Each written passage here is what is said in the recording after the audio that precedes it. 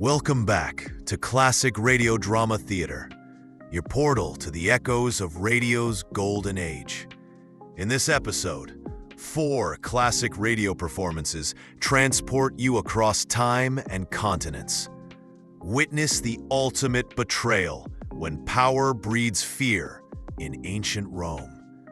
Follow the cold calculation behind a string of monstrous deeds in 19th century France. Ride into a frontier mystery where illness might just be a cover for something sinister. And join an explorer facing peril in the uncharted American Southwest. 4 distinct dramas, 4 compelling conflicts, all in one episode. Our first destination is ancient Rome, brought to life by the masterful crime classic series in 23 Knives Against Caesar. Power, ambition, and the fate of a republic hang in the balance. As whispers turn to conspiracy in the Senate halls, can the most powerful man in the world truly be untouchable? What price is paid when loyalty is tested by fear? Good evening. This is Crime Classics. I am Thomas Hyland with another true story of crime. Listen. The drone of lawmakers before the President of the Senate raps the gavel for silence. The year 44 B.C., the city, Rome, a conclave of the togaed and jeweled men waiting the arrival of Caesar. And there stands Brutus, silken-clad and heavy-jawed, and there Cassius, slight of figure and hawk-like features, and there Casca later called Vile. Probably he didn't deserve such a name at all, for he was only one of several who held sharp daggers beneath their vestment this day, the Ides of March. Here he comes. Tonight, my report to you on 23 Knives Against Caesar. Crime Classics, a series of true crime stories taken from the records and newspapers of every land, from every time. Your host each week, Mr. Thomas Hyland, connoisseur of crime, student of violence, and teller of murders. Now, once again, Mr. Thomas Hyland.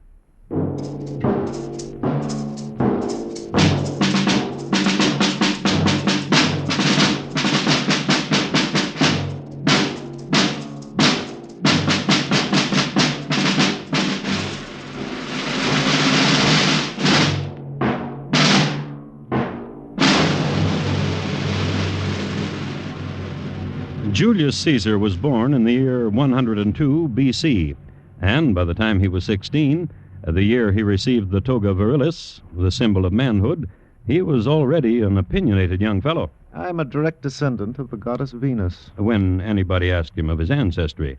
And a few years later, having been house guest at many homes on both sides of the Appian Way, To all women, I am all men. prompted to give an opinion about his prowess as a soldier, The world will taste my sword. about his intellect, A genius. Bold strategist. Of unsurpassed valor. Godlike. which is a good time to tell you what he looked like. Suetonius has him as a man of tall stature, fair complexion, shapely limbs, somewhat full-faced, and keen black eyes. He was somewhat overnice in the care of his person, smoothly shaven with superfluous hair above his eyes, plucked out. He combed his hair forward to hide the fact of his growing baldness, a fact which disturbed him greatly. Cleopatra, Oh, noble Caesar. twine not your fingers in my hair. Oh, but it is the remembered touching of you that... Oh, do you have to go back to Rome? Because it is the time to. Oh, what would be better? To float on this barge till where the Nile begins, to the heaven that lies over the edge of the world, Pretty thought. of a woman in love. Woman. Girl. In truth, Woman. oh, Caesar, What? there is about you What? a divine thing, Now, girl, again. something godlike. Long ago, oh, long ago, when I first heard the name Caesar, master of men that mastered Gaul and the unknown places beyond the seas. When my teacher said your name and what you had done, the word came to mind, godlike. Truly? And when you came to Egypt in pursuit of Pompey, and finding him already murdered, and the weariness, and at the same time elation on your face, when I saw you for the first time, that word again, godlike. Cleopatra. Oh, Caesar, conqueror, Caesar, king, divine Caesar. Perhaps. Yes. When I return to Rome, A hero of the world. there will be talk, as you have talked. That you are of the gods. Yes. But now soft flows the Nile, and quiet curves the moon in Egypt's sky. And I am at the feet of my conqueror. Child. Queen.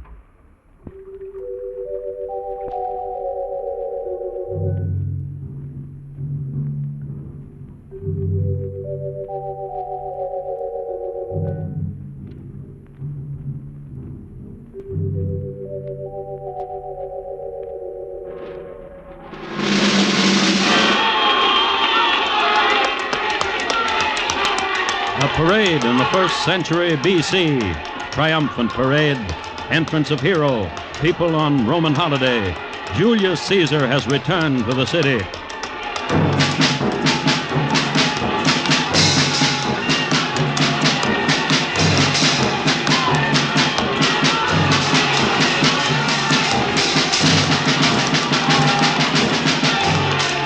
Past the Temple of Concordia, past the House of the Vestals, turn left under the Arch of Septimus Severus and into the Forum. Caesar has come home from Egypt. The conqueror is home again, and laurel wreath sets well upon his brow. Everything will be all right again. Caesar will see to it, and he mounts the rostrum, and the crowd hushes.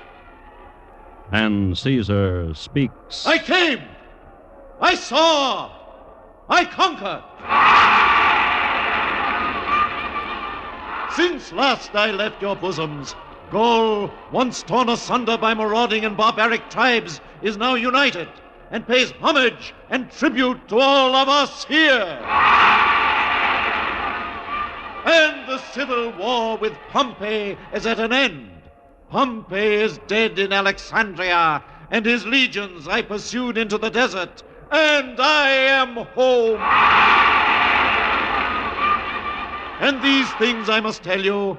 Those veterans of my legions who wish it will receive land and booty in the transmarine colonies. Those among you who are without slaves may choose among the barbarians, the prisoners.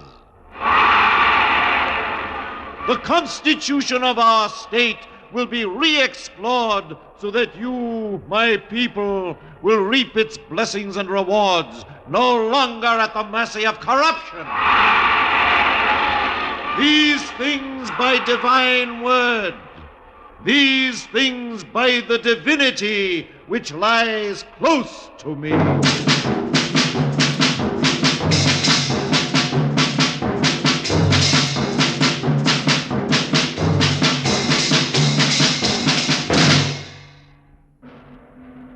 And this is the first time on record that Julius Caesar hinted openly of his divine potential. He didn't shout it. He just let it fall nice and easy against the ears of the Roman citizen. And, speaking of Roman citizens, I'd like you to meet a couple. One's name is Flavius, a shopkeeper, 43 years old. Wife, 3 children. Hobbies, the spring rituals, Greek picture stories. Ambition to visit Greece. And the second citizen is named Luca. Son of Timbor, leather worker, 40 years old, wife, 2 children. Hobbies, the arena, watching all sports. Just average gentlemen. Family men, decent, home-loving, owning a toga for dress and one for work and sandals to match. And friends. And now and then they were apt to meet on the street, somewhere near their respective shops. Hey, Luca. Hail, Flavius. Where do you go? Returning from the parade. As am I. A spectacle. Yes. What ails thee? Here, where I have lifted my son Cassio on my shoulder so he could see. I have seen your Cassio. He waxes with each day. Did you get close enough to hear Caesar? Yes. What did you think? Well, I'm not sure either. what about the slaves? Are you going to take a slave? I've got 4 to feed now. He's giving too much to the veterans. Well, if it wasn't for the veterans, where would we be now? I guess so. He said he was going You to... mean about the Constitution? Uh-huh. You remember he came back from Britain? He said the same thing. He came back from Gaul, the same thing. Spain, the same thing. Now Egypt, the same thing. Only a little dustier. Talking about Egypt, Cleopatra? a friend of mine in the Legion saw her. Oh, yeah. He says in Egypt it was good to be Caesar. Listen, you want to stop over the shop? He brought back some picture stories. Maybe. Let me ask you something, Flavius. What? Did you hear what I heard? What do you mean? What Caesar said about divinity? I remember he said something. Divinity. You think he's trying to get us to raise temples to him? Oh, he wouldn't. I don't know. Caesar now. Maybe so. Well, Well, I have got to get back, too. give my love at home. Thumbs? Thumbs.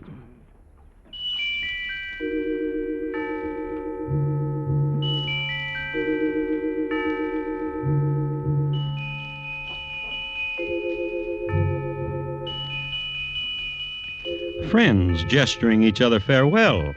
And down this street and up a hill named Capitoline Hill, and halfway down its farther side, there was a building of marble in a grove of cypress. A building dedicated to leisure and sweating off the fat. Roman baths for the Roman nobles, highest stratum. Slaves to bring apples and towels and pills and unguents. The tier of rocks steaming and the waters of the pool warm and scented. And sitting on edge, feet a dangle, 2 highest stratum nobles, Brutus and Cassius, waiting for their Caesar. And that's what you think, Cassius? It doesn't take a Sophocles to figure it out. Promise the poor what they want, promise the middle class what they want, promise the nobility what we want. That's the kind of speech it was, Brutus. And it's a danger. Danger? Consider, he can only satisfy one group by taking away from the other. Therefore, it is impossible that he keep his promise. Therefore... I don't think that's the danger at all. Oh? What's the matter with you? Weren't you listening?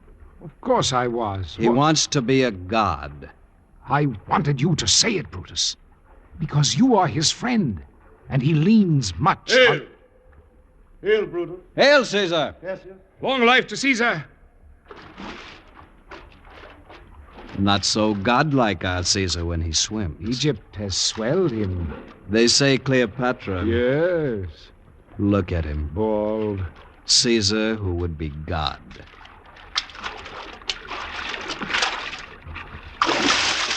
Hold, slave. Take towel to me. The dust of continents is washed from me, Brutus. How well you swim. The Nile, Brutus, the Nile. What exercises it provides. Oh, Caesar, Speak, Cassius, speak. your speech of this afternoon. What thought you of it? Interesting. And you, Brutus? Provocative? Oh? What did it provoke, Brutus? I ask myself how it would be were I friend to a god. It would be worthwhile, Brutus. I can tell you that. And I can tell you, too, Cassius. The custom of naming new gods is only for the Greeks and Orientals. In Gaul, Cassius, I tamed the torrent of a river. In Britain, the torrent of a people. In Egypt, the queen's torrent, tamed and changed. So what now is a custom that I cannot change it? Listen. Already there is talk that... Caesar speaks, Cassius. Caesar speaks. In Egypt, the people bowed down to me and burned incense. Made sacrifice? In the Senate tomorrow, I shall propose the erection of a statue.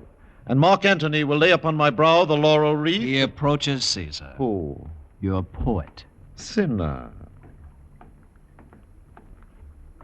Oh, sinner, sinner, friend of my heart. Now, rise, rise, sinner, so that I may embrace thee. Dear sinner.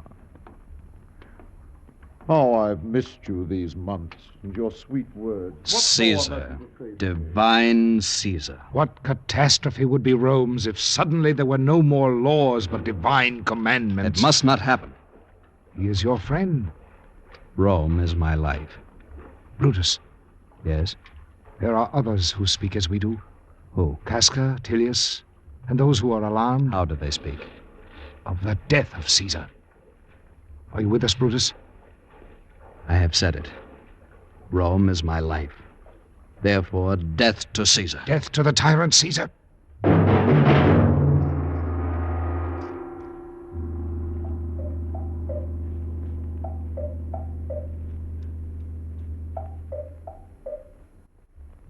And while this kind of unkindly talk was going on about him, Caesar was on the hot rocks, listening to what Cinna the poet had written for him, and liking it.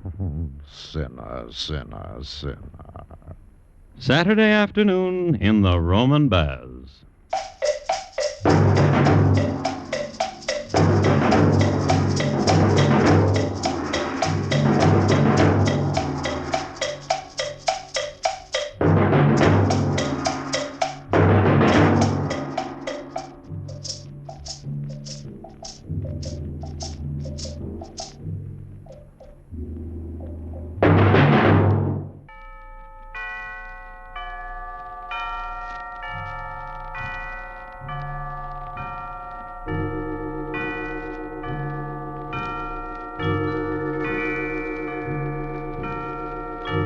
A refresher paragraph on ancient Rome. It may come as a shock to some, but I must tell you that the primitive city of Rome was not in the Tiber Valley at all, but on the ridges surrounding. It was not until the empire flourished that Rome spread out to take up all of the Campus Martius that hugged the bend of the river opposite the Vatican Hill. The streets weren't paved until about the 2nd century B.C. The first paved street ran down the Capitoline Hill to Casa Hecate, a popular pathway that it was, and so it remains to this day. Since the city depended on wells and springs for its water supply, aqueducts were put in at an early date. And with the most important plumbing down, they started to build the houses and the temples and the roads you've heard so much about. Yes, the Romans were there to stay. Hail, Flavius. Luca. Hail, Luca. Have a fig. Oh, thanks. From Smyrna. Smyrna of the north, that is why they are so skinny. Well, I've heard our Caesar eats no skinny figs. You seem troubled. Troublous times. The stomach again, Luca? It hurts when I place palm of hand to it, so, and press. But then press not. Then I could not tell whether it hurt. True, true. But more vexing is my trouble. Caesar? My wife disagrees with me. The function of a wife. She thinks Caesar's a god. Yeah, my wife also, my eldest daughter, and my son. My children talk, too, of the new god who walks the Roman streets and sits in the Roman Senate and who wears the laurel crown. And they call Caesar god. Troublous times. How easy the times could become. Not troublous. How? Accept Caesar as god. Foolishness. Is it? How say you? I've done much thinking. Since Alexander the Greek, there has been no such mortal as Caesar. A singular human Caesar. Therefore, perhaps no human. Therefore, perhaps a god.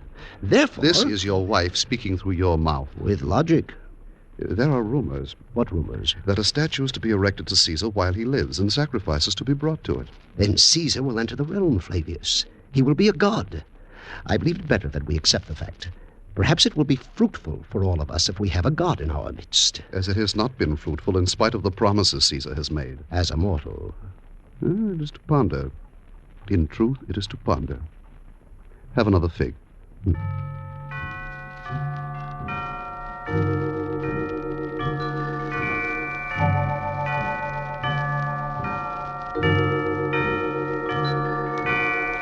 Countrymen, beloved subjects, I behold here the statue. Well up the tears in mine eyes. Shiver thou my body, be humble my soul, and yet I cannot. For within me is a flame, and a voice in the flame, a voice that speaks and says, "This is your statue, O Caesar, which they have built for you. Accept it, Caesar, divine Caesar. Hear me, my people, divine Caesar, descended from the gods and himself descended from the gods and himself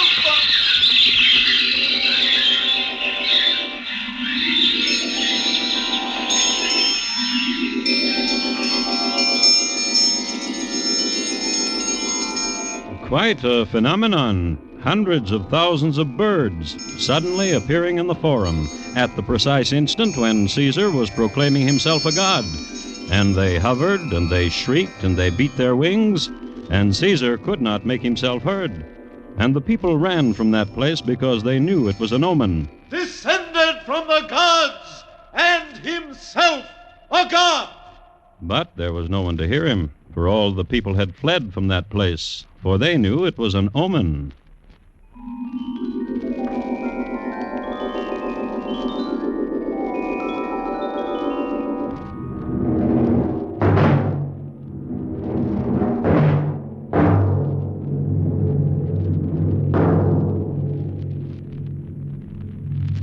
Caesar, take my hand, Caesar, for I am blind. For I will take you to a place so that you may wonder. This is where we walk, a place of darkness, Caesar. No, it is bright with sunlight. Dark, for I am blind. Lead me, lead me. Caesar, Yes? what else besides sunlight do you see? There, a soldier. Yes, where the corridor brightens. Where it darkens. Phantom. Phantom, why do you laugh? Lead me to the soldier, Caesar. And what does the soldier hold in his hand? A flame. And now what does he hold? Nothing. The flame has destroyed itself. And yet where the soldier has held it, no scar, nor sear, nor burn. An omen, Caesar. Your passing, your death. No. Your death. Nor will you leave a mark. A flame you are, and quickly will you die. No! Your death, Caesar. No! No! Caesar! Caesar, wake! Oh, what nightmare are you having? Oh. Wake, wake, Caesar! Calpurnia, wife What nightmare did you have? of death, of my own death. I dreamed it also. What? Last night. That I held you in my arms and you were slain. How? With knives. The knives of whom? Friends to you. Beware the Ides of March. What was that? What voice? Beware the Ides of March. An outside voice. Listen to what he says. O Caesar, beware the Ides of March. Slave! Slave! Outside there is one who cried that Caesar should beware the Ides of March. Bring him to me. Go! Caesar. My husband Caesar, weep not. That voice, a voice of dread. I know it. I know it well. How could you know it when... Woman, I know it well. I know it well. For it is the voice of my troubled dreams, a voice that said to me I would die. But you're That imagining. said to me I would die. And your dream, and the birds, and the forum, and now... And now, voice! Voice of my dreams, dread voice, who are you? What are you that you say, Caesar, beware the Ides of March? I am a soothsayer. And why do you shout beneath my window? O Caesar, beware the Ides of March. Why? Why? Beware tomorrow, Caesar. For the portents say that tomorrow the Ides of March is your death. Laugh not, Caesar, but mourn for your passing. I laugh because it is a huge joke I play upon myself. In truth, the voice of this soothsayer is similar to the voice of my dreams, and the face, yet there is a difference. The eyes of the man in my dreams were sightless. I am blind, Caesar. If the gods will it, for I am their brother.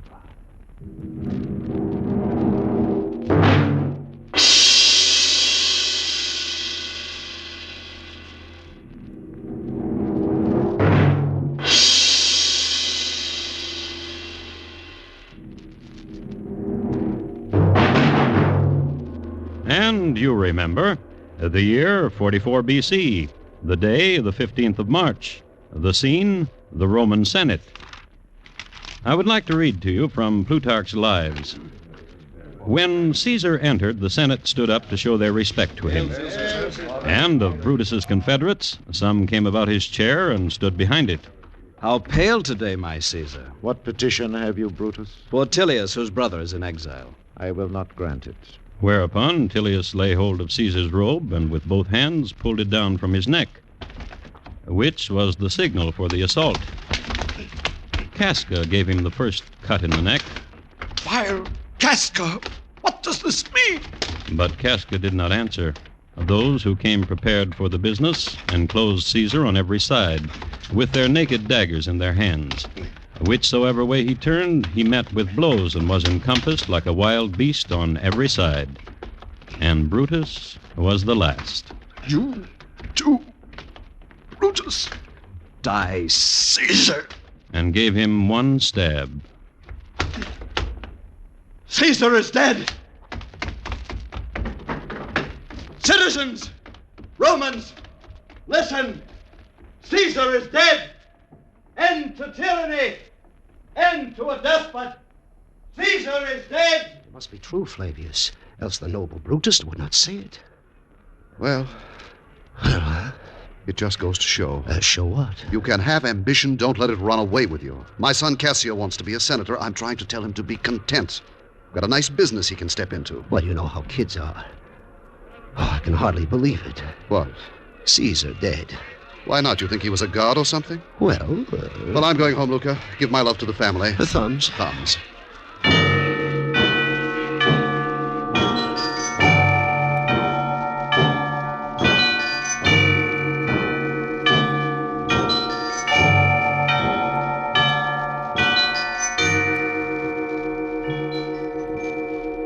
"23 stab wounds were counted. Speeches were made, and Caesar was cremated. The next day, official decree by the Senate elevated him to the rank of a god. There was a celebration that lasted for 23 days, and all the Romans agreed it was one of the finest celebrations on record. They danced around his statue a lot and decked it with flowers. And a god couldn't expect much more than that.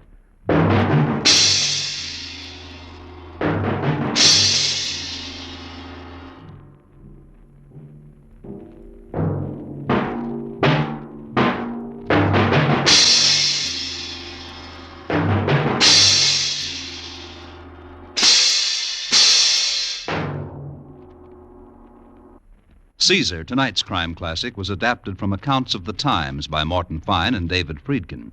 The music was composed and conducted by Bernard Herrmann, and the program is produced and directed by Elliott Lewis. Thomas Hyland is portrayed on radio by Lou Merrill. In tonight's story, Edgar Barrier was heard as Caesar. Featured in the cast were Hy Averback, Lou Krugman, Irene Tedrow, Betty Harford, Marvin Miller, and Harry Bartell. Bob Lamont speaking.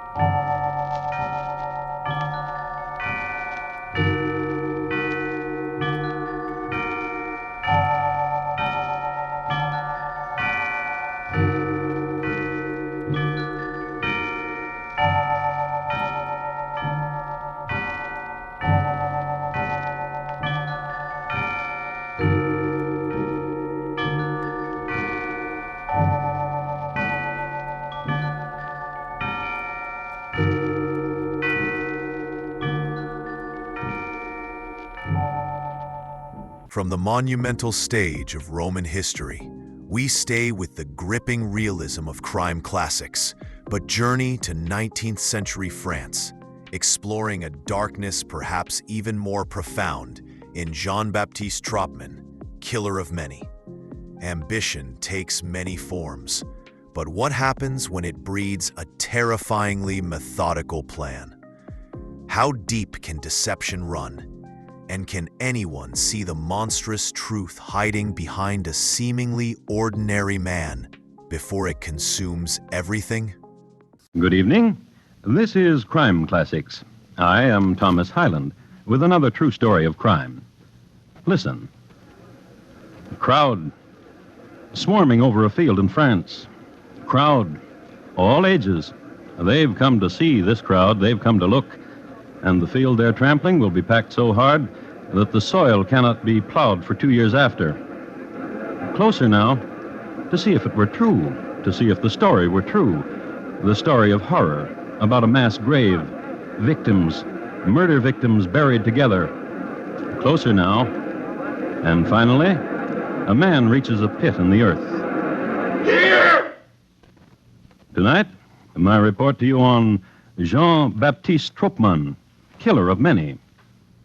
Crime Classics, a series of true crime stories taken from the records and newspapers of every land, from every time.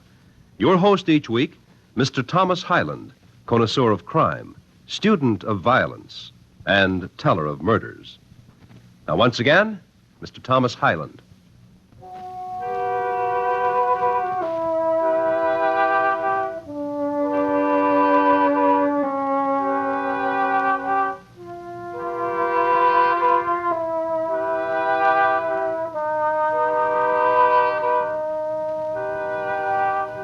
Adolescence is a trying time, a time when imagined sorrow is a constant companion, and loneliness and mystery and joy so great it bursts the heart, sometimes all in a couple of hours.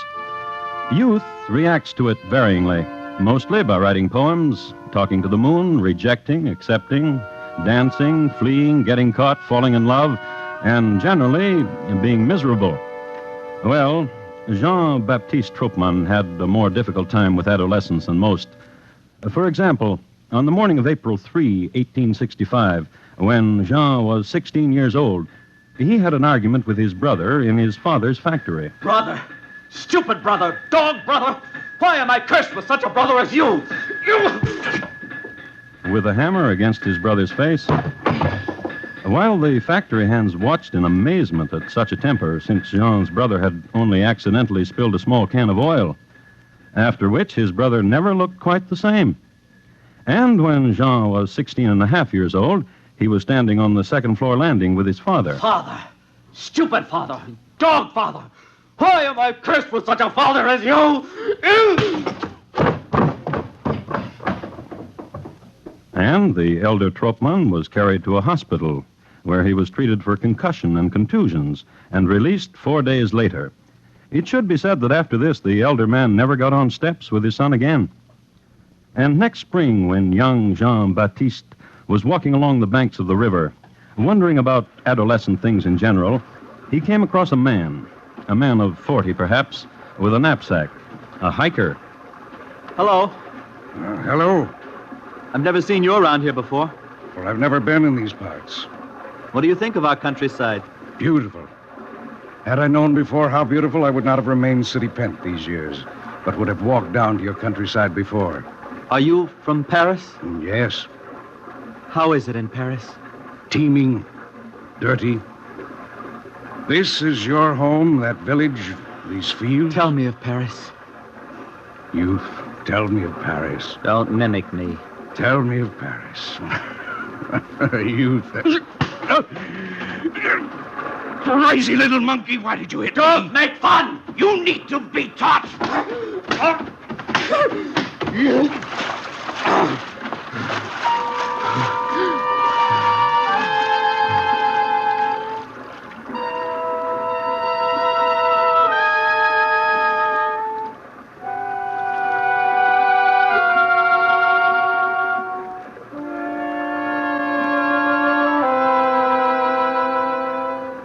And held the man's head under the water and drowned him, and let the river's swift current carry the man away. And Jean-Baptiste was lucky. The man was washed away to sea and never found. Then walked home and kissed his mother and let her ruffle his hair. Then went straight away to his chemicals. He liked to mix poisons. The properties of prussic acid in particular fascinated him. He was pale-complexioned, wiry, and kind of spidery in his movements. And one day he went to Paris on a mission for his father. And there he met a Monsieur Jean Quint. To the Emperor Louis Napoleon. To the Emperor. Oh, waiter. More champagne. I must tell you, Monsieur Kenk. Oh, then do. Tell me what. What a pleasure it is to meet a man as sophisticated and as wise as you. Oh, zut. That we have become friends through a chance meeting is fortunate to me. You are a good lad. Jean. Yes? How old are you? 19. Half my age. I could be your father. Jean. Yes? Let me tell you. I have a son nearly of your years, Gustave, and he is a dolt. Oh, this is my misfortune, Jean, because a man wishes most that his firstborn be a son, and his son be a joy. Ah, if my son would have been such as you, Jean, it would have been a joy. Monsieur? Yes? How did you become rich, monsieur? Oh, hard work, application, and a small factory for brush making in Roubaix. You were an intelligent man. No. Hard work, application. And this is what I must do to rise above my own poverty? Not you, Jean. You are clever. There's a quickness about you. You have imagination. And you will be rich. As rich as you? Oh, richer. Monsieur. Eh? I have a plan. I have a plan, monsieur, and I wish to interest you in it.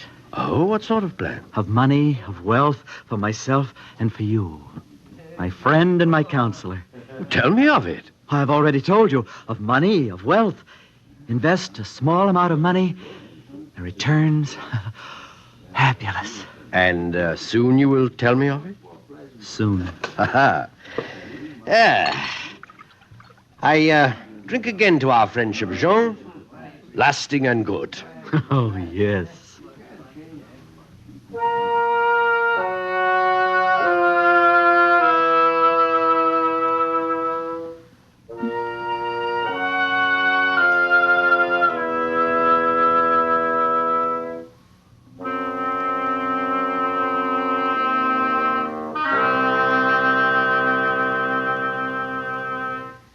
I do not like him. But wife, good wife to me, how can you say you do not like such as he? There is something about that boy. There is an evil to him. Evil? A youth of 19? Like a night bloom that's sickened and exudes an essence that stifles. Oh, how can you say that? By speaking like this. Jean-Baptiste Tropmann is a youth who hugs close evil. And more I will tell you. What? When you're not here sometimes, he questions me. Well, bright lads ask many questions. Of the state of your affairs. How much money you have. In what form. How quickly could your bonds be negotiable? Have I insurance? Have you and the children? Also the value Mama? of... Mama? Yes, Gustave. The children are all asleep. Emile and Achille chose the left bed this evening. Alfred and Henri the right. And Marie is asleep the first of all, in the nursery. Oh, you're a fine son, Gustave. Gustave. Yes, Papa? Next year is your birthday, and you'll be 18 years of age. That is true, Papa. Tell me, son, what do you think about? Henrietta? Tell your father what you think about Gustave. Playing games. Very good.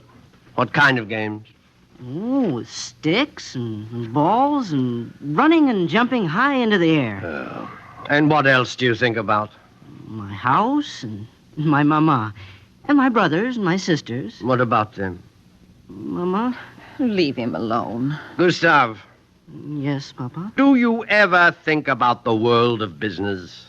Oh. Run along, Gustave. Find a stick and a ball and jump high into the air. Mama. Go.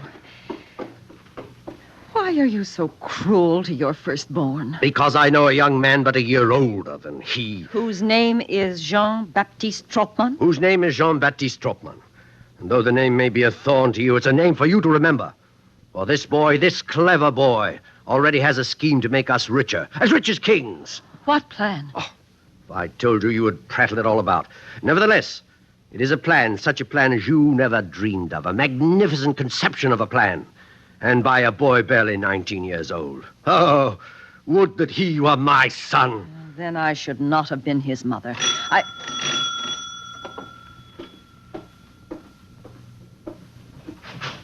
Oh, Jean-Baptiste, welcome. This house is yours. Welcome. Oh, what unhappy woman bore such a monster for a son?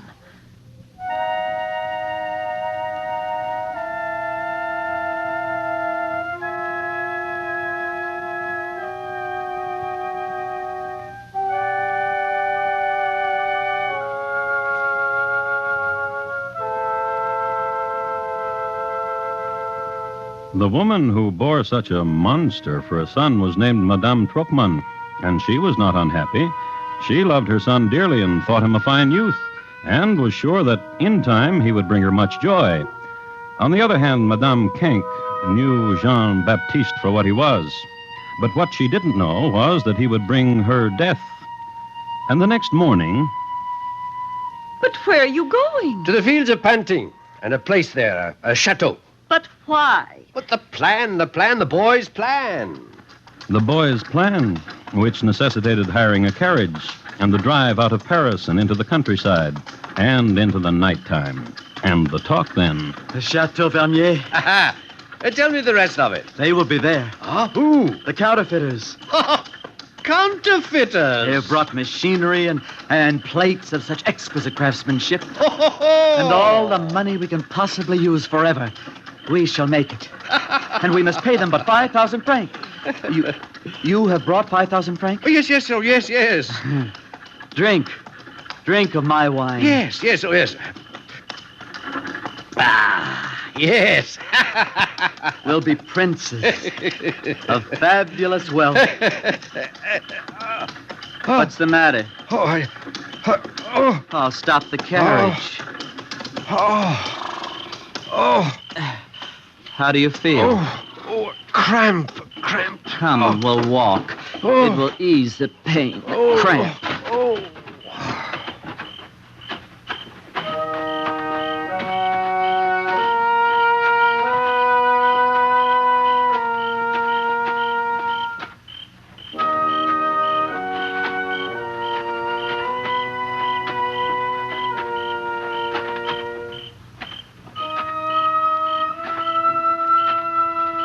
They walked only a short way, and then Monsieur Kank fell to the ground. Jean hurried immediately back to the carriage, obtained a shovel he had lashed to its understructure, and dug a hole, and put Monsieur Kank in it, and packed down the earth. If Monsieur Kank wasn't dead when he fell, he was now.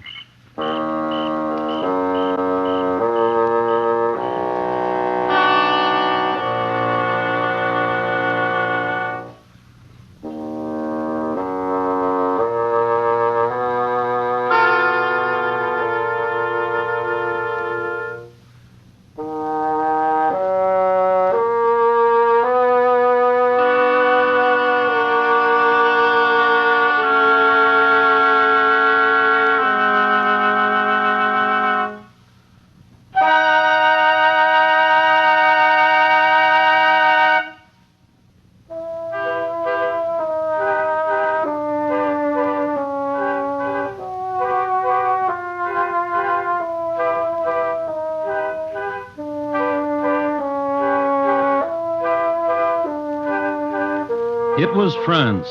It was the Second Empire. Louis Napoleon was on the throne, and the Empress Eugenie. Those of dexterity and imagination were inventing machines, and all of Europe was in an economic upheaval caused by mechanical contrivances cleverly put together. It was the era of the speculator, the money adventurer, the exploiter.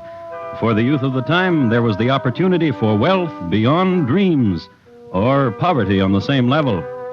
And the youth of the time was Jean-Baptiste Tropmann, a youth of vision, a youth of ambition. He had a plan.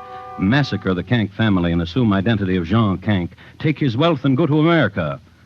There were 8 members of the Kank family, and when we pick him up in the fall of 1868, he had only killed one, the father. One day, Jean-Baptiste wrote a letter to Madame Kank. My dearest wife, I have hurt my hand, and therefore have asked my esteemed friend Jean-Baptiste Tropmann to write this letter to you. I am here in the pension of Madame Bourget in the village of Cernay. How I miss you. How I miss my dear family. Are the 6 children too much of a travail without me? Let you and the rest content with the knowledge that our plans flourish, and soon, dearest wife, we will be very rich. Very, very rich. Now, here is what you must do. Send our oldest boy, Gustave, to me for a twofold purpose. There is work for him here with a future, and he should bring with him 5,000 francs, which is needed immediately for expenses. Your faithful husband, Jean Cank.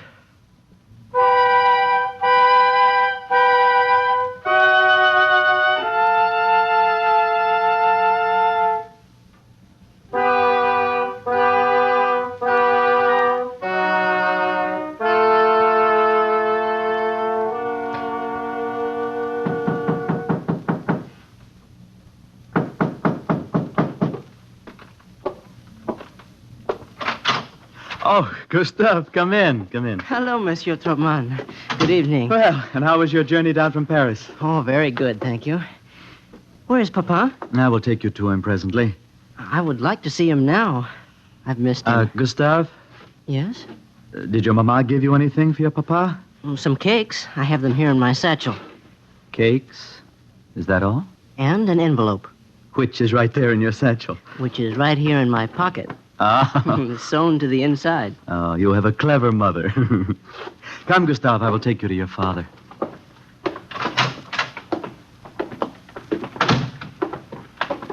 Monsieur? Yes, Gustave? My father wrote a letter and said there was work for me. Actually, there are 2 jobs available to you. 2 jobs. One right down there at the pier.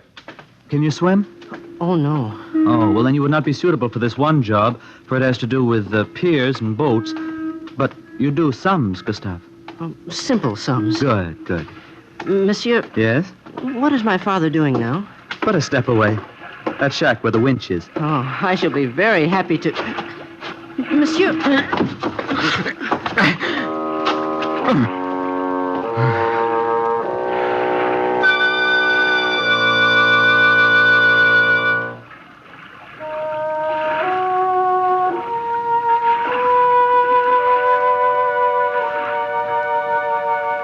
Jean strangled the boy, tore open the sewn pocket, extracted 5,000 francs from it, and then... It was said that on the night of Gustave's disappearance, Jean returned to the pension exhilarated. He paid the landlady for a bottle of wine with 100 francs. He toasted everything and everybody, and went upstairs to his room singing... Avec les pieds a saucy tune of the day. Daram, daram, dee-dee.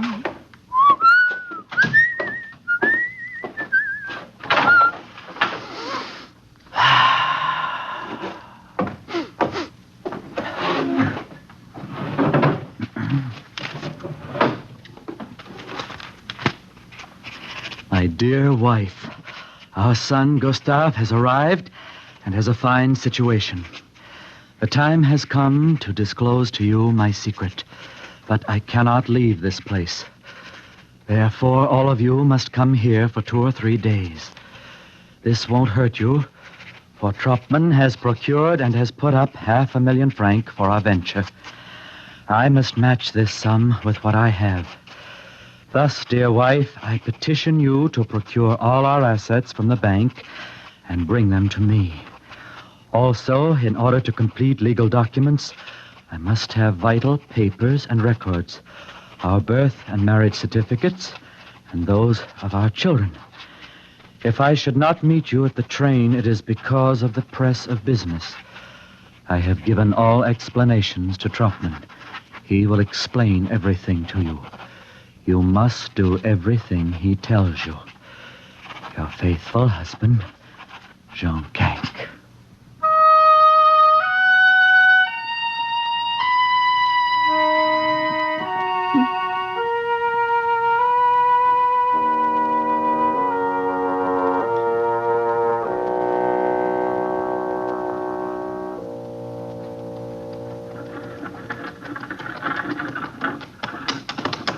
Right, Madame Cank.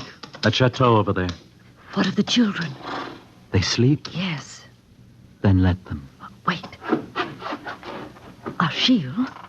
Achille, wake up. Listen. Now listen, Achille. Monsieur Tropmann will take me to Papa, who is in that chateau. I will bring him back to you and the children. Watch over your brothers and sisters, dear son, and I will bring Papa to you. Very well, Monsieur Tropmann. My arm? And will Gustave be with his papa? Will I see my Gustave? No, No. he's dead. Huh? He's dead, madame, as your husband is dead.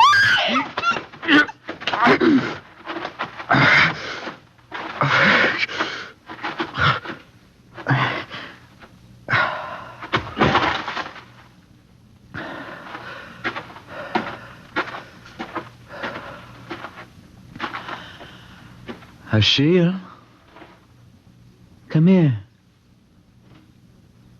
Come here, my child.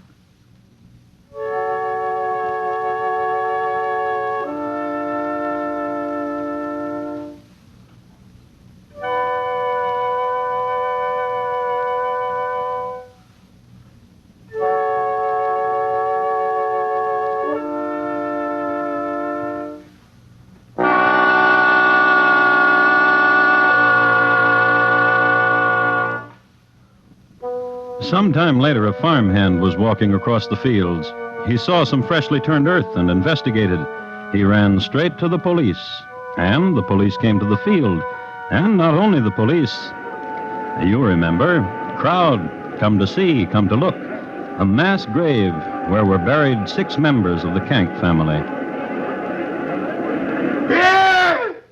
And they saw what they had come for. Since the elder Kank was not to be found, the police immediately assumed that he was the murderer and began their fruitless hunt for him. In the meanwhile, in Le Havre, on a rainy day... And you believe there will be no difficulty in obtaining a passport for me? To America? To America. Monsieur, Yes? why do you not go to the authorities, monsieur, huh? Why do you need such as I to forge a passport for you? Invent a reason for yourself, my friend, and let it satisfy you. I will be satisfied only if I am paid well. As you will be. Of course, of course. However, a small... Oh, forgive me, monsieur, I must... You, stay where you are. I'm afraid, monsieur, you would have to find another, my friend, the police. Well, oh, Ferdinand, have you been looking for me? There's been thievery on the docks, little friend. And I, of course, have been accused? Who else? Because it is a rainy day and you do not wish to look very far. Perhaps. Tell me, who is your friend here? Well, I do not know. Who are you, monsieur? Yes, you. Who are you? Me? Exactly you. Why do you ask that? Because you are with the little thief here, and so elegantly dressed, monsieur. What do you do here? What connivance do you make with this small robber? I don't even know him. Who are you, monsieur? Your name, please. What? So hesitant, my friend? You have papers. Oh, yes. No, yes. Yes or no, monsieur? Do not run. Come back. Stop. Come back. Come back. Madman. Stop the madman. He will fall into the sea. Stop him.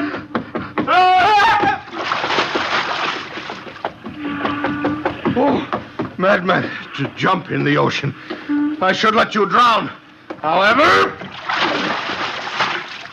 do not frighten me, monsieur. Let it die. Let it die. Let it die. Let it die.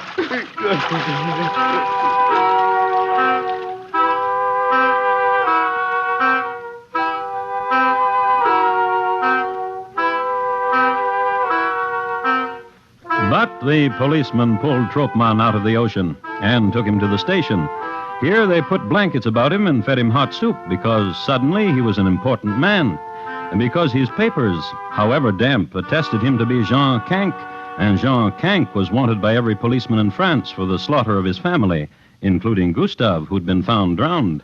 I'm not Jean Kank. Oh, then who are you? Not Jean Kank. How did you get his papers?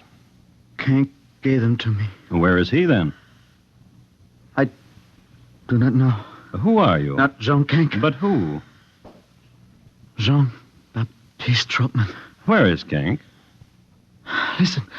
Listen, he's dead. He's dead. And he's been murdered. He's murdered. And... Yeah? I murdered him. And his family? I helped murder them. Helped? There were others. What others? do not know. But you were there. Yes. And the Kank family is dead. Massacred. All of them.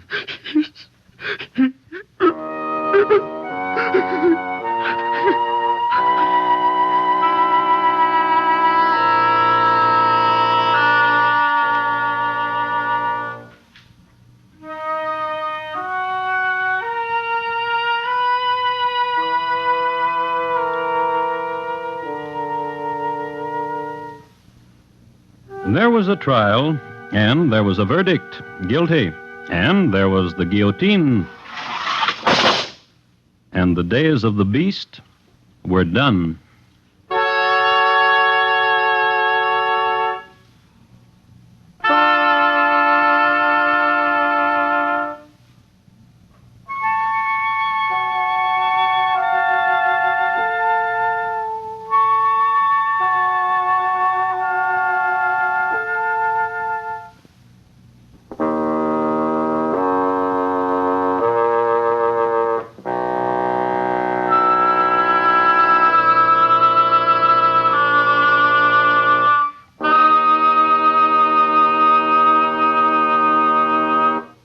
Jean-Baptiste Tropmann, tonight's crime classic, was adapted from the original court reports and newspaper accounts by Morton Fine and David Friedkin. The music was composed and conducted by Bernard Herrmann, and the program is produced and directed by Elliott Lewis. Thomas Hyland is portrayed on radio by Lou Merrill. In tonight's story, Jack Edwards was heard as Tropmann. Featured in the cast were Irene Tedrow, Larry Dobkin, Joseph Kearns, Junius Matthews, Kurt Martell, and Dix Davis. Bob Lamont speaking.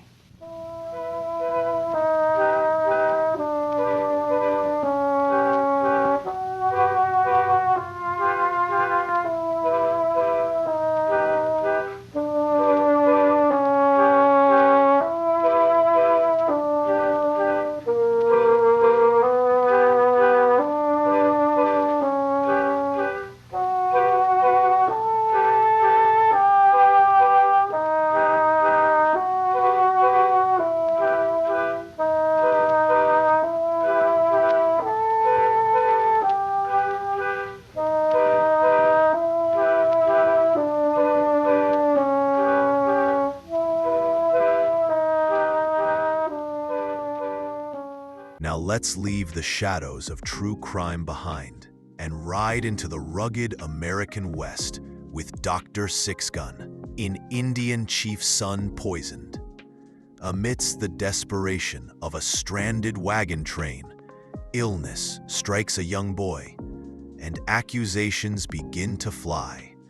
Is this a simple tragedy of the frontier, or is there a more sinister element at play?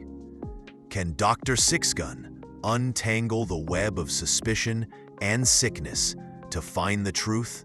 Dr. Sixgun. Across the rugged Indian territory rides a tall young man on a mission of mercy. His medical bag strapped on one hip, his six-shooter on the other. This is Dr. Sixgun.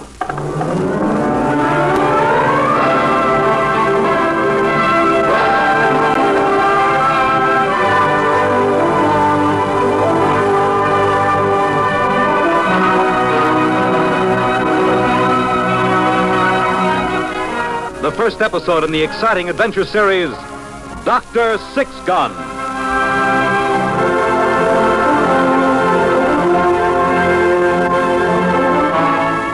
Ray Matson, M.D., was the gun-toting frontier doctor who roamed the length and breadth of the old Indian territory.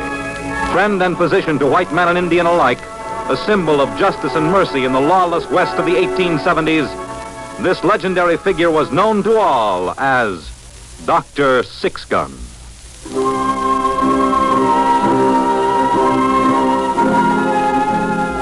Dr. Sixgun was my friend.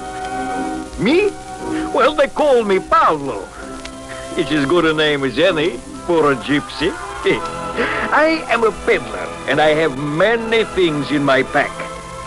There is not much of which I am proud, but there is one thing. I can call Doc Sixgun my friend. Hello. This one, it is Black Raven is also my friend. Hey, Midnight! Well, a bird that talks is no more strange than a man who sings. But let me tell you of my friend, the doctor.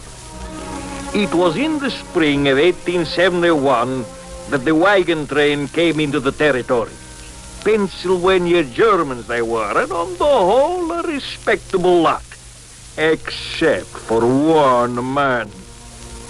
Well, we wandered into their camp one April morning, Midnight and I, to see what we could sell them.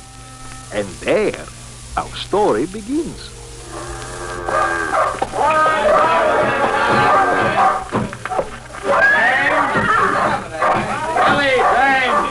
What is it, Mr. Gold? Luke Randall tells me you got a sick Indian boy in your wagon. That's right. He come stumbling into camp about 20 minutes ago, half delirious. Said his village was sick. I'm going to move north. You don't say. Get him out. Now, wait a minute. I said get him out. Well, I happen to own this wagon, Mr. Gort. And I happen to be leader of this wagon train. We've been starving in these rocks for 6 months now. We can't afford sickness. Where is he? Inside. Okay, Injun, on your feet. On your feet, I said. Understand? Well, he's one of them Spanish-talking mescalero Apaches. He don't savvy. Well, he'll savvy this. Oh, don't hit him, Galt. I'll hit him if it makes a move. Come on, now. Here, let me help you, young fella. And now, easy. Let me help you down. Okay, Membrano. Move. Get. Can't you see he's too weak? A couple of bullets are on his feet and he'll move. Move in, Jenny. No? Okay, maybe you're caught. Please. Out of the way. Pardon me, gentlemen. Who the devil are you? My name is Pablo, sir. I am a peddler. Get that raven away from me. Midnight, come here. He will not harm you, sir. He's a pet. Right, Midnight? Did I hear him talk? Oh, Midnight does many things. Watch. Midnight, untie my sack.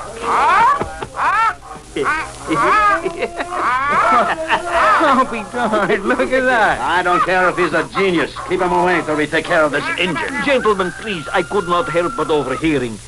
The boy is sick, is he not? He'll be a lot sicker if he don't get. Or perhaps I could help.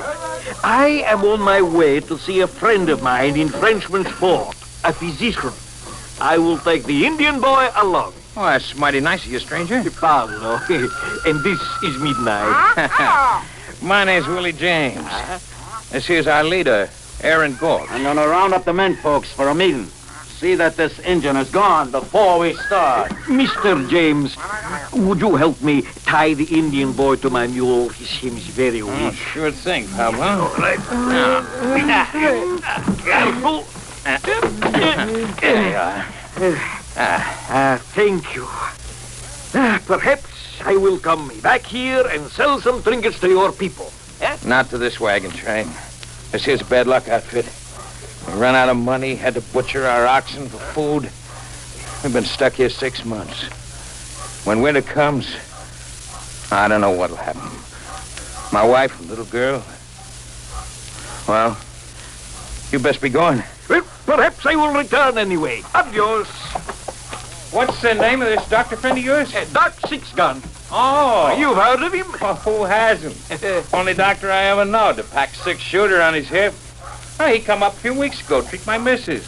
Wouldn't take a cent. Yes, that sounds like my friend. Well, sir, adios. Come along, Midnight.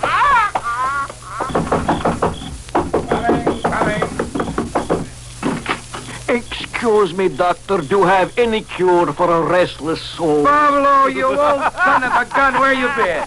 Where have I not been? How are you, old friend? Just fine. You look well. Weep before God, laugh before people. However, Come in, stay a few weeks. Stay a year. Where's Midnight? Oh, at least here. Well, there you are, you old seagull. We can see you in the dark. Well, Pablo, you coming? One moment, please. I have a sick Indian outside. A sick Indian? Well, why didn't you say so? Bring him in. You'll have to help me carry him. Sure. All right, here he is. Now, don't be afraid, boy. This man will help you. Easy now, let's lift him. Yes, careful. All right. Just put him down here. Yeah. Right. I'll hold the lantern. Why, I know this boy. So? His name is Modi Pony. He's the son of an Apache chief. Well, let's see what... Uh-oh. Shiris? Measles. Well, that doesn't sound so bad. Not to a white man. To an Indian, it can be as fatal as bubonic plague. Oh. He seems over the worst of it. Modi Pony. Hola. Can thou hear me? I hear thee, White Eyes. My people, What of thy people? the spotted sickness. How many? 10 warriors have gone to their hunting grounds in so many days. The shaman, Grey Fox, urges us to leave our home and go into the snow country. My father is against it. I went for help to the camp of the White Eyes. What does he say?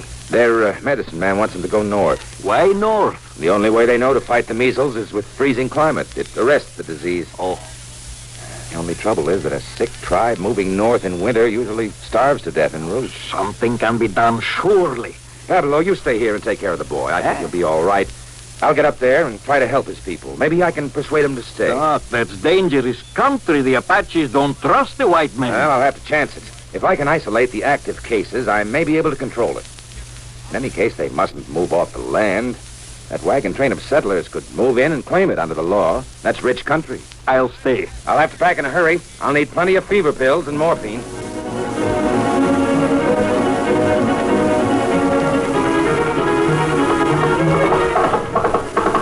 Come on, Sage. There. Go.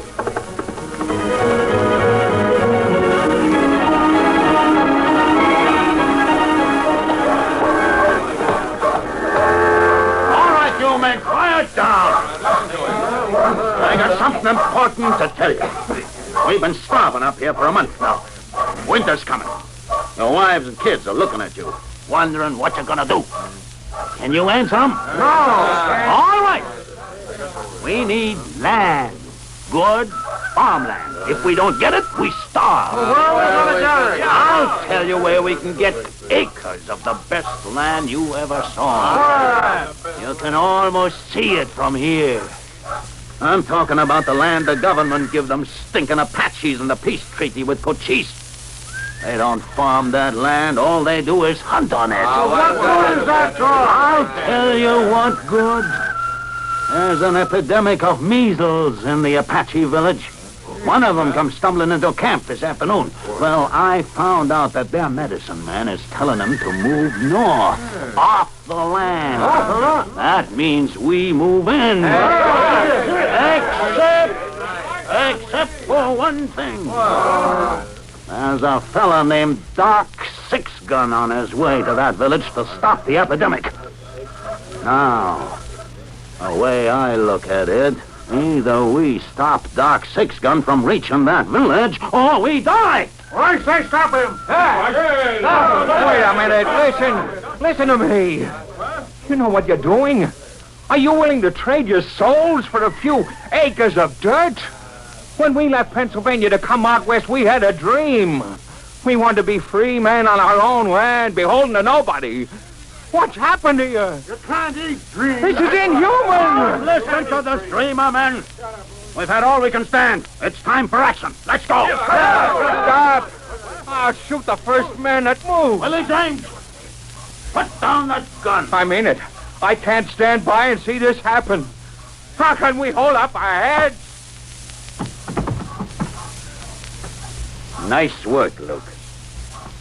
That's what's gonna happen to anybody else who lily livers out. Come on. All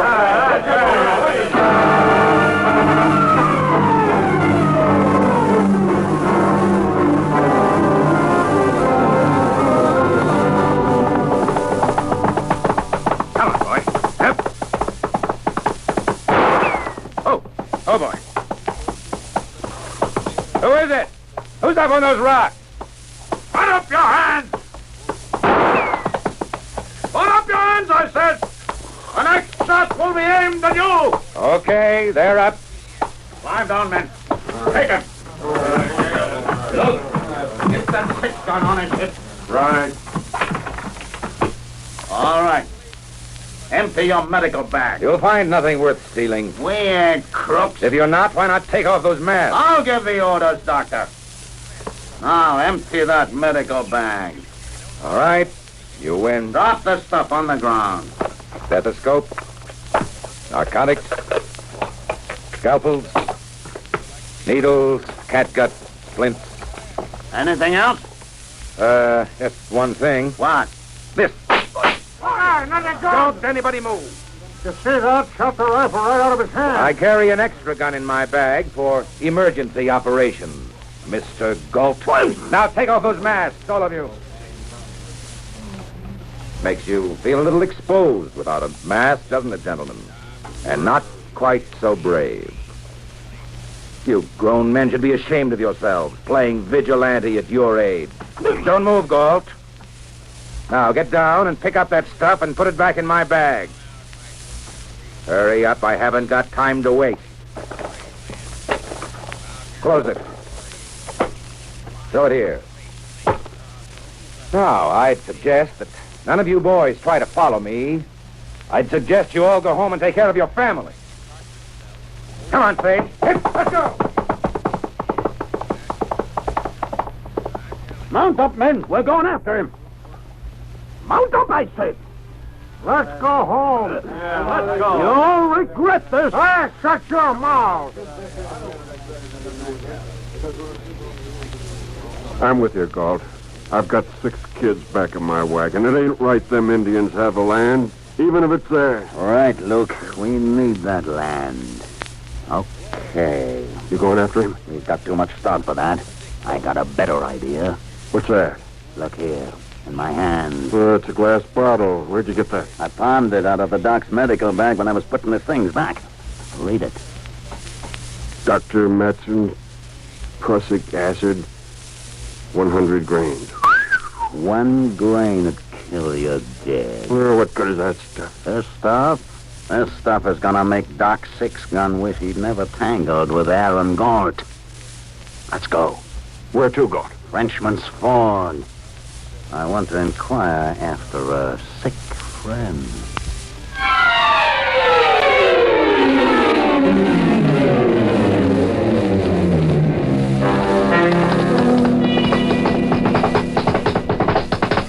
Oh, Sage. Oh, boy. Hello! Anybody here? Stand, White Eyes. What? Do not move. I am Gray Fox, medicine man to the Chiricahua. Who art thou? Medicine man to the White Eyes. What is thy name? I'm called Doc Sixgun. Why dost thou come? I bring strong medicine against the spotted sickness. Gray Fox has made strong medicine. There is nothing to do but leave this place of evil spirits. Go home, White Eyes. I come to see your chief, Tall Horse. I say, go home. I have given medicine to Modi Pony, the son of Tall Horse. I think you'd better take me to see him. Very well, White Eyes. I do not trust thee, but I will take thee to Tall Horse. Follow me.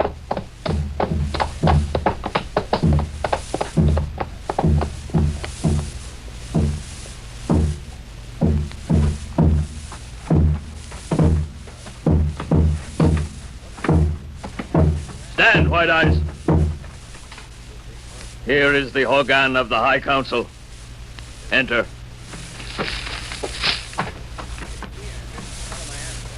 Who is this, O shaman? This is medicine man of the White Eyes, O chief.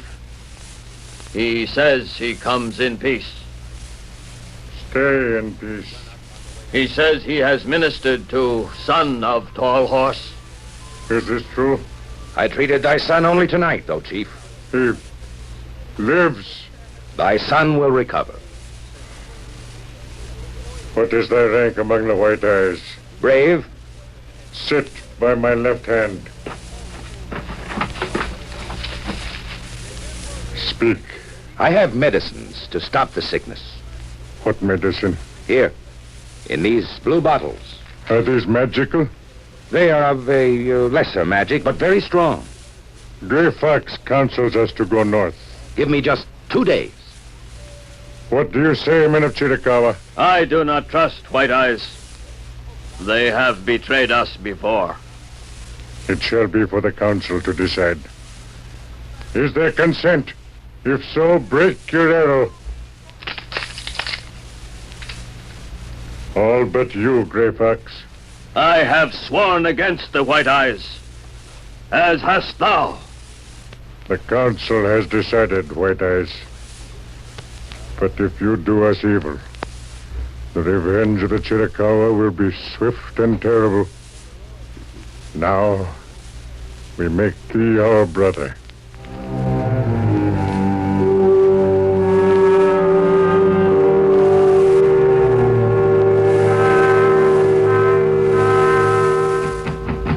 Open up, Pablo. Gentlemen? We come down to see how the Indian boy is getting along. Come in, come in. He's feeling much better. The fever has broken. Oh, that's fine, huh, Luke? Hmm? Oh, yeah, oh, sure, that's fine. You, heard from the doc? No. Quiet, Midnight, quiet. Mind if I go in to see him? Not at all. Just want to check. Since he came to us, I wouldn't want the Apaches to hold us responsible if anything happened to him. You understand? I will go with you. It is time for his medicine anyway. I'll give it to him. Luke has a splinter he'd like you to take out. Right, Luke? Hmm? Oh, yeah. Oh, it's a bad one. Oh, well, I will do it. Here is the medicine for Body Pony. I will mix it in the water. So, he knows how to take it. I'll just go in. Now, show me this splinter. It's right here in this hand. I see no splinter. Come in the light. Oh, it pains awful. Yeah, you sure? I see nothing. You don't see it, huh? That's funny. Maybe it's the other hand. Oh, well, I will look. Huh? Well, what's that? What is it? Look. Body Pony. He's dead. It isn't possible. What happened? I don't know. I gave him the medicine, and he took a swallow and went limp. Let me listen for his heart. Well?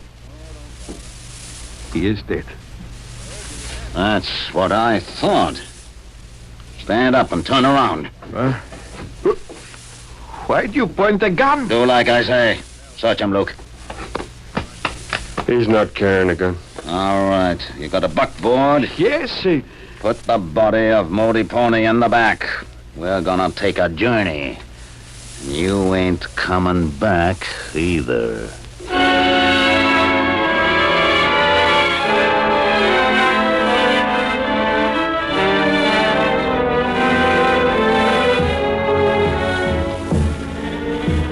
Hey, Gray Fox. What does the White Eyes want? I need help. Take 2 tablets from the blue glass and give them to the wife of Long Bear. As thou sayest, White Eyes. This child has a temperature. Place him away from the well ones. And watch for the spots. Yes, White Eyes. All right, now. Gray Fox. Yes, our chief. What does the White Eyes? He gives medicine from the blue glass. The effect? They fall into deep sleep. I do not trust it. Have any died? Not yet. Bring me news in the council if anything happens.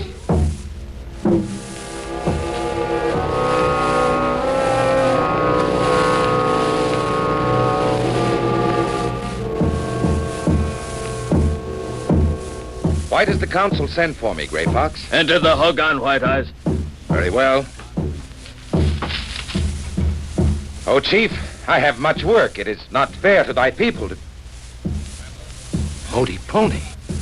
Gaze upon body of the son of Tall Horse. How did he get here? He was brought here by 2 White Eyes, along with peddler who did this evil thing. Pablo. You all right? He's a lot better than he's gonna be, Doc. What happened, Pablo? I gave Modiponi the medicine. Galt found him dead. Thus didst minister to son of Tall Horse, O chief. Hear me now, O men of the Chiricahua. For his perfidy, the white medicine man and his friend shall be dishonored and die. Take them hence and tie them to the cactus plant with thongs of wet rawhide.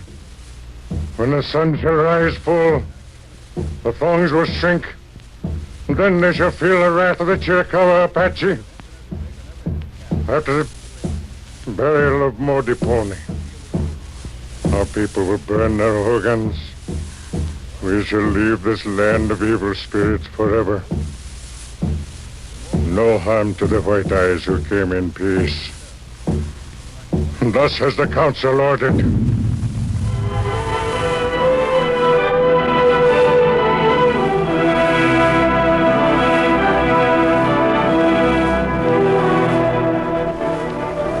Are the rawhide thongs fastened to the white medicine man and his friend? They are, O chief. We will leave them. Come. So long, Doc. You want to speed it up a little? Here's the bottle of prussic acid that killed Modiponi. Thanks for the use of it. Come away from them. Let them meditate on their sin until the sun shall rise. I start the funeral. We weep for the spirit of Modiponi.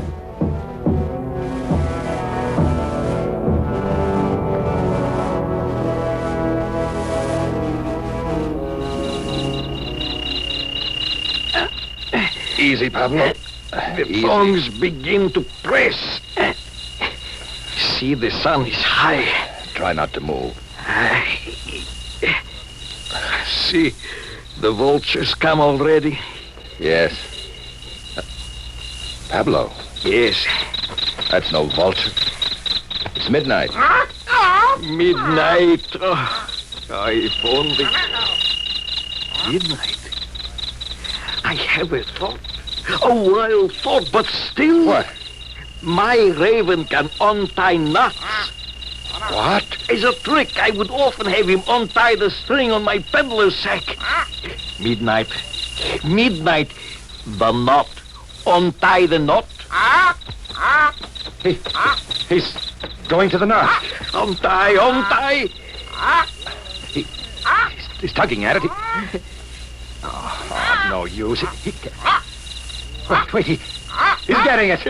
Pablo, he's getting it.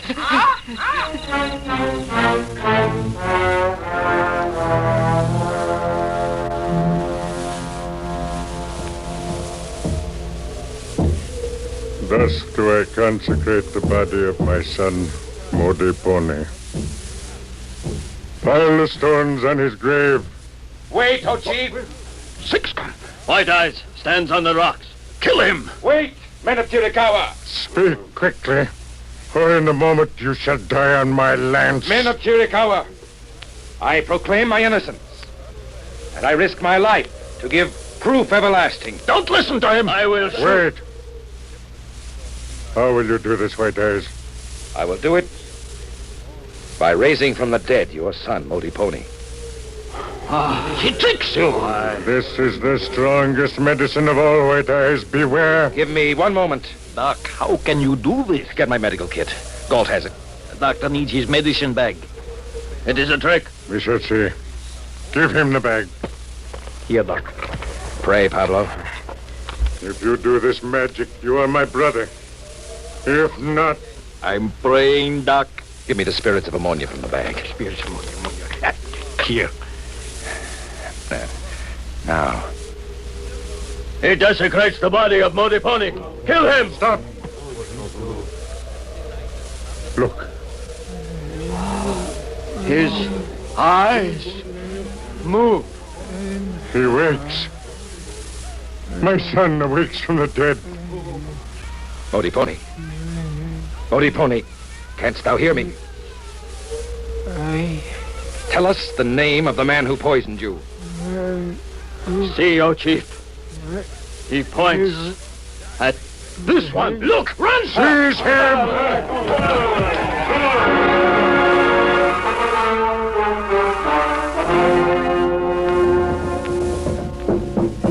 Smoke, go, White Eyes. Thou art my brother. Doc. Yes? Please, before I explode like a bomb, what happened? When we first saw Modi Pony's body, I noticed that rigor hadn't set in, even though some hours had gone by. Then when Gold gave us that blue bottle, I remembered that it didn't contain prussic acid at all. I put morphine in it just before we left and didn't have time to change the label. Then Modi Pony was never dead? Just drugged into a deep stupor. The spirits brought him back. Spirits of ammonia. There is a saying among the gypsy people, you cannot get two skins off an ox. You have proved it wrong.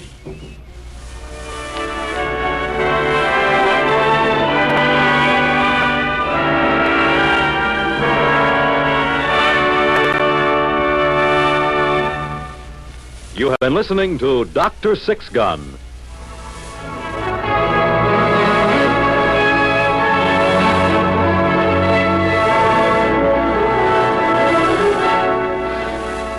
Doc Sixgun is played by Carl Weber and Pablo by William Griffiths.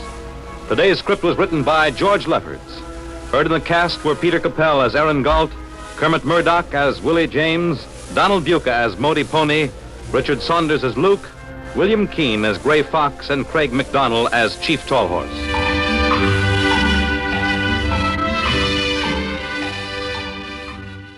For our final adventure, we join the intrepid frontier fighters in Zebulon Pike. An ambitious American lieutenant leads his small band into vast, uncharted territory, driven by duty and the lure of discovery. But what dangers lie beyond the familiar maps, the unforgiving elements, or the unexpected challenge of encountering a rival power where none was expected? Frontier Fighters!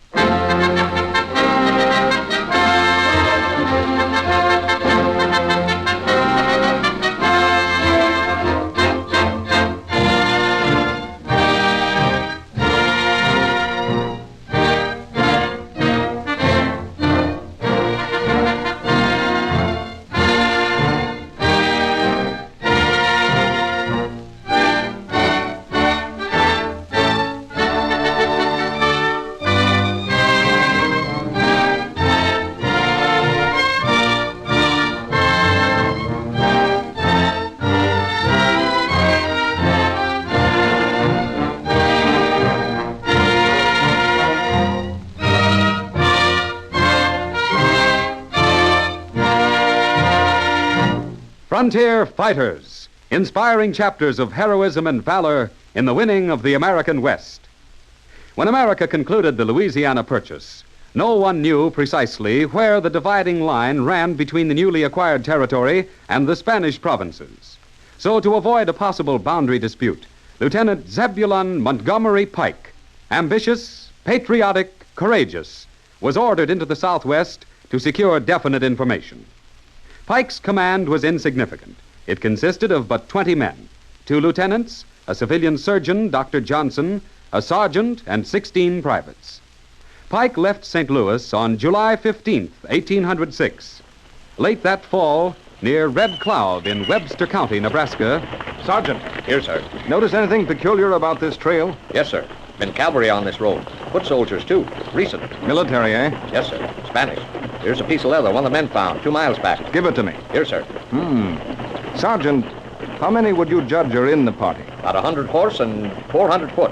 Dr. Johnson? Yes, Lieutenant? There are Spanish troops in this vicinity, 500. What do you propose to do? Engage them, of course. Drive them out. But 21 Americans against 500 invaders? This is your first assignment to an American Army detachment. You have much to learn, Doctor. Much to learn. Forward! Whoa!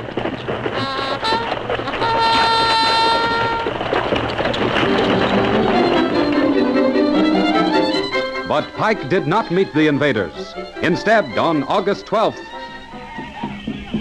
You there! under that war bonnet. What tribe is this? We are Pawnees. Who is chief of this village? Me, Thunderbird. Those strange banners of red and gold, whence come they? Presents from Spanish chief of South. Thunderbird, this land is now governed by the great white chief of the East. I have so heard. He is my chief. I obey him. You, in turn, obey me.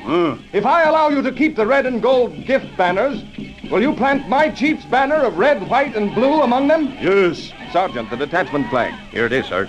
Accept this banner, Thunderbird, and mark well that you plant it higher than the banners of red and gold. And keep it there. Weary, ragged, starving, low in spirits but high in resolve, Pike's detachment is camped on the south bank of the Arkansas River, near what is now Pueblo, Colorado. Look, Dr. Johnson, in the sky to my right. You mean that small blue cloud? That's no cloud, Doctor. From my chart, I find that's an undiscovered mountain peak, and I propose to climb to its top. With the skins of wild animals laced to their bleeding feet and their regimentals in rags, Pike and his officers begin their perilous climb toward the summit of the peak, more than 14,000 feet above sea level. This is madness, Pike. Why waste your strength? You'll need it later. You doctors. Why must soldiers always be pestered by medical men? You'll find out when we reach the top of this peak, if we ever reach the top. We'll reach it. Never fear. Pike never reached the top of the peak, which was later to be named in his honor. After crawling up the sheer walls but a few miles, Pike, suffering intensely from privation, hunger, and exposure to the elements, was on the verge of complete collapse. On Dr. Johnson's strict orders, Pike returned to camp. Winter. Bitter Rocky Mountain winter. Without shelter, in deep snow, without food. January 19th. The expedition had not tasted food for 4 terrible days. How are the men, Doctor? Well, 4 will die in a few hours, Lieutenant, unless they have nourishment. Doctor, I'm going hunting for buffalo. There's no buffalo in these mountains. Place your ears to the ground like I'm doing. You're right, Lieutenant. There they come, over that ridge. Your rifle, Sergeant. Here, Lieutenant. Every man lie low. I'll pick off as many as I can as they pass by. 1, 2, 3. Enough meat for a few days at least. Let's go, Sergeant, for some buffalo steaks and some warm skins to keep those men from freezing to death. Leaving behind those of his soldiers too exhausted to travel, Pike, with Dr. Johnson, 1 lieutenant, and 9 enlisted men, broke out of the mountains. After incredible hardships and suffering almost beyond human endurance, Pike's slender command arrived at the Rio Grande at its junction with the Conejo. In a little fort, Pike, an invader himself now in a foreign land, summons Dr. Johnson. You sent for me, Lieutenant Pike? I have a little commercial matter which I want to have you adjust. In Santa Fe. But, sir, I'm a doctor, not a bill collector. Dr. Johnson, you're going to Santa Fe to straighten up this money matter. You're also going to collect information for the Army. Shall I keep notes? Naturally, but guard them well. We're going to have action down this way soon. And then the Army is going to need all the information it can lay its hands on.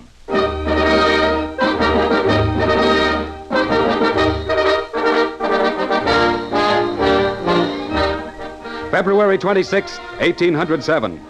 Pike's detachment of 9 ragged privates stands at attention at the entrance to Pike's tiny fort as the Spaniards ride up to a halt. Present! Hunt! Welcome to the United States, sir. You and your gallant dragoon. How droll. The United States indeed. But you are in the United States. That's the Red River, and the Red River is in American territory. Senors, it is not the Red River, but the Rio Grande. And I, Don Bartholomew Fernandez, place you and your little scarecrow army under military arrest. Arrest? Yes, your sword, sir. This is an outrage. But I'm outnumbered 50-1. So here's my sword. Don't cut yourself with it. I shaved myself with it this morning.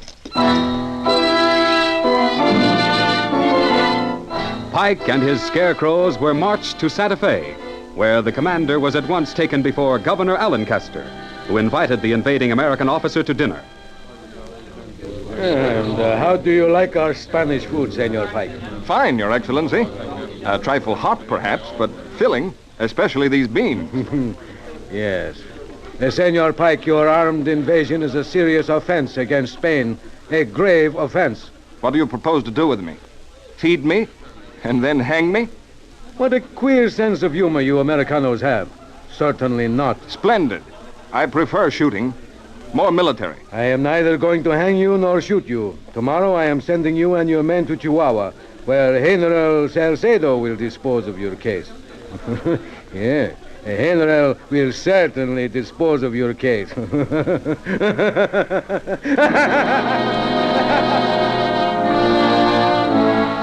Still guarded by Don Fernandez and his dragoons, Pike and his men were marched into the valley of the Rio Grande.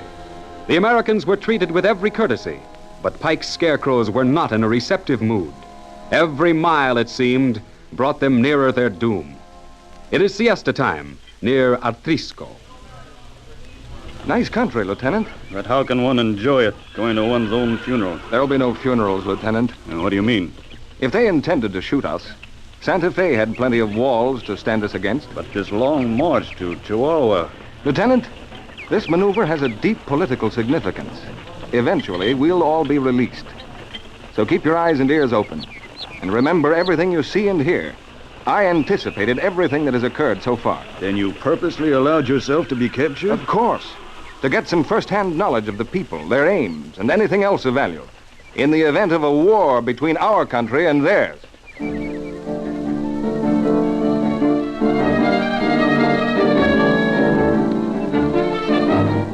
Don Fernandez was relieved by Don Pasunda Melgares, the same officer who penetrated Nebraska and presented the Pawnees with the red and gold banners of Spain. Melgares' hospitality exceeded that of Fernandez. The prisoners were suspicious of the display, all but Pike. He foresaw his destiny. A few weeks later in Chihuahua, headquarters of General Salcedo. The prisoner Pike, Excellency. Escort him in. This way, prisoner. General Salcedo, I stand to your command. Well spoken, Senor Lieutenant. Pray be seated. Thank you, Excellency. How do you like our jail, Senor Pike? As jails go, not bad. You may erase it from your memory. Our execution, then, will take place at once? Execution? Absurd. I'm sending you and your men home tomorrow. Then why march us way down here to Chihuahua, entertain us like kings on the way, then march us back? Orderly. See, Excellency? Outside. Close the door. Senor Pike, as one soldier to another, have I your word? You have my word, Excellency. Senor Pike, Mexico is preparing to throw off the yoke of Spanish tyranny. We count on our northern New World brothers to help us with troops and brave officers like yourself. Your compliments honor me, Your Excellency. So, when we invite your country's participation in our war of liberation from Spain, I trust you will remember and repeat to your superiors that we are a civilized people and not savages as our detractors have painted us. Am I understood? Yes, Your Excellency. Then you will cooperate when the hour strikes? Your Excellency, I am an American officer, a soldier. When the time comes that my nation shall join hands with yours in the conflict that you so eloquently predict, I will obey my president's orders and none other. Again well spoken, Senor Pike. Now a toast.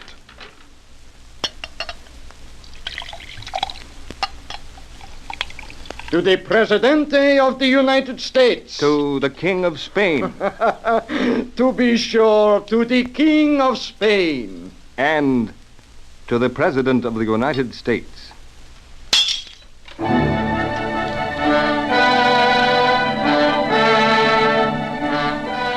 The commercial, political, and military information Lieutenant Pike brought back to the United States was of immense value.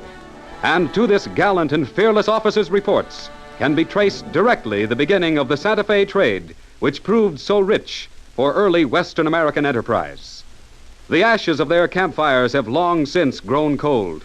Time has obliterated their trails, but the great deeds of the frontier fighters will never fade from the glorious pages of American history.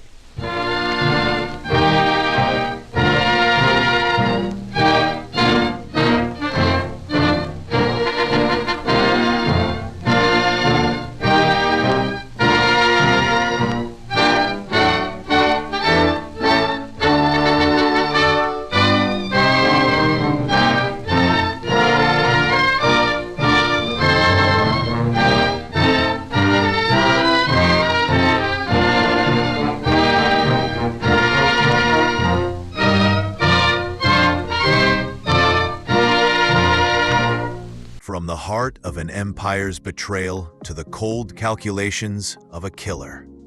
From a race against time on the frontier to the perilous threshold of the unknown. This episode of classic radio drama theater has certainly spanned the dramatic landscape. We hope these 4 classic tales held you captive. Which story resonated most with you? The political intrigue, the chilling true crime, the Western mystery, or the tale of bold exploration? Let us know your thoughts in the comments below. Please don't forget to like this video, subscribe to the channel, and hit that notification bell so you never miss an episode.